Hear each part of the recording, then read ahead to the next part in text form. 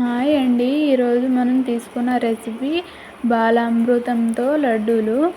ఇది చిన్నపిల్లలకి చాలా హెల్దీ అయిన రెసిపీ.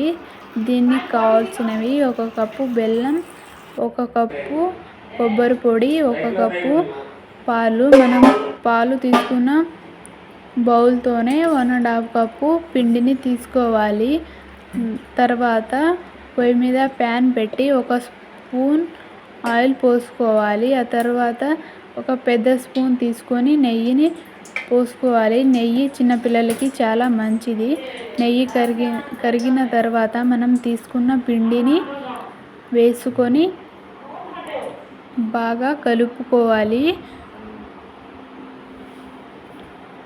ఆ తర్వాత పిండి బాగా వేయించిన తర్వాత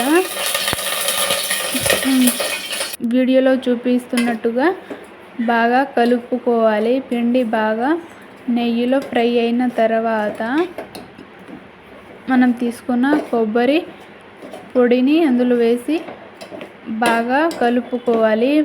మనం ఈ పిండిని వేయిస్తున్నప్పుడు ఆ ఫ్లేవర్ అనేది మంచిగా వస్తుందండి. నేను వీడియోలో ఏ విధంగా కలుపుకుంటున్నానో అదే విధంగా మంచిగా కలుపుకోవాలి. ఆ తర్వాత మనం తీసుకున్న బెల్లాన్ని వేసుకోవాలి. బెల్లం కరిగేంత వరకు బాగా కలుపుకోవాలి. బెల్లం కరిగిన తర్వాత మనం తీసుకున్న పాలను పోసుకొని బాగా మిక్స్ చేసుకోవాలి.